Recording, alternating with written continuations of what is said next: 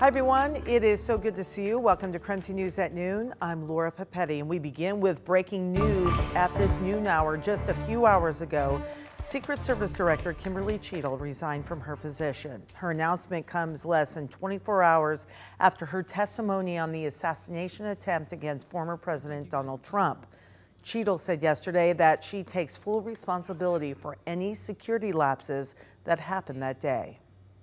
The assassination attempt of former President Donald Trump on July 13th is the most significant operational failure of the Secret Service in decades.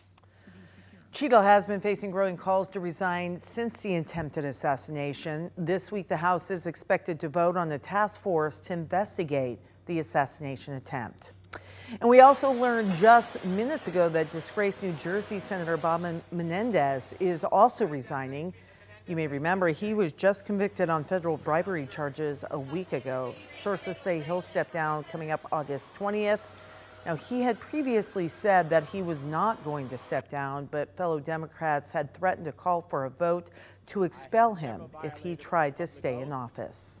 All right, that is some news of the day. It is just 2 minutes past noon right now. We're going to head outside in the sunshine with our friend Thomas Patrick. Our days of triple-degree temperatures are maybe behind us, at least for a bit. Yeah, it looks like it's in the rearview mirror for now, Laura, and we're going to really enjoy some much more comfortable summer weather. Got lots of compliments on that cool breeze from the morning. I think that was what everybody was hoping to catch this morning. It's starting to warm up nicely this afternoon. We're at 79 degrees, but it's not scorching hot as it has been recently. In fact, today is already 9 degrees cooler than it was at this point yesterday. So we'll call it about 10 degrees cooler. Even by the noon hour, it'll end up 10 degrees cooler this afternoon. Otherwise, a beautiful looking day. In fact, I just kind of scanned the horizon around me here. It's all blue skies and it is looking wonderful outside. We can handle a 90-degree day. That's no problem. It's just the hundreds that we've had recently.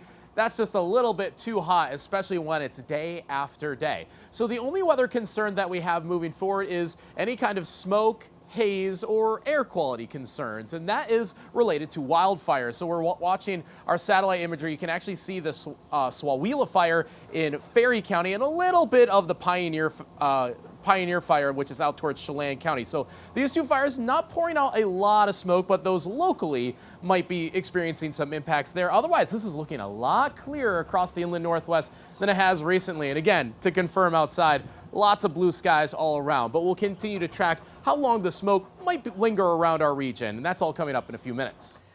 Thomas, thank you. Spokane City Council members currently have a lot to consider when it comes to the taxes that we all pay. Council passed a resolution to add a new community safety tax to the November ballot. Now, if passed by the voters in the fall, Spokane would see an increase in sales tax by 0.1% or 0.1%.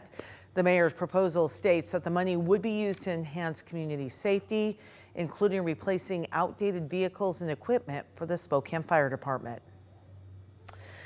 The council also deferred a resolution indefinitely to encourage the enforcement of the city's camping ban on public property. Following a recent U.S. Supreme Court decision, the Supreme Court ruled that local laws enforcing camping bans are not cruel and unusual punishment. The council will address camping ban resolution at a later date, which has not been announced, at least not yet.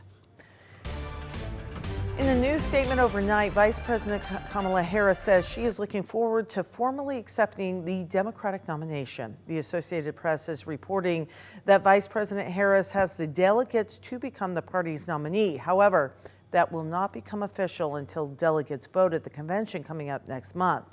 Our Seattle station spoke with multiple Democratic delegates from Washington. They all say they are excited about how the race is shaping up. And you're seeing kind of this energy within the Democratic Party that we haven't seen, candidly for months.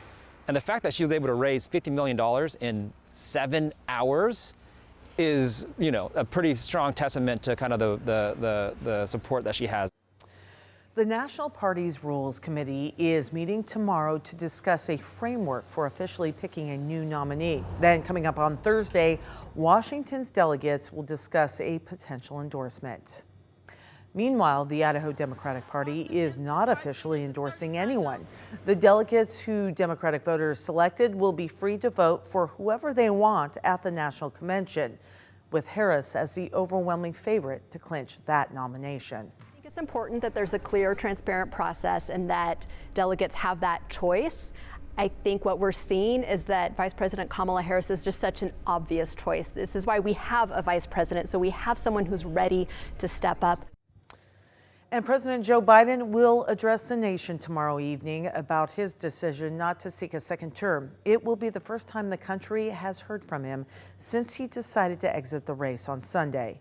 The White House said today the remarks will come tomorrow at 5 o'clock our time. Biden is the first president since Lyndon Johnson not to seek re-election. The president has been isolating at his home in Delaware since testing positive for COVID nearly a week ago. All right, on this Tuesday, travel nightmares do continue for people days after a global software outage shut down airlines all around the world. Delta Airlines is still picking up the pieces. The airline had to cancel more than 1,000 flights so far today, including at least one into Spokane International Airport has been impacted. The crisis has drawn scrutiny from the Department of Transportation.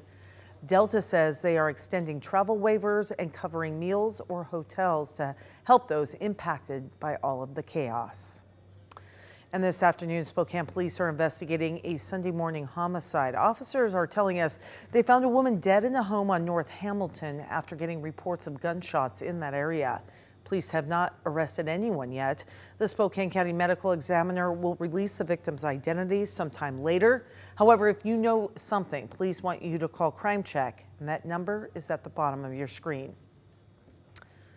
Omak police are also investigating a shooting this morning. A homeowner shot and killed a person after a fight. Police say the homeowner confronted a person, quote, prowling and tampering with their car.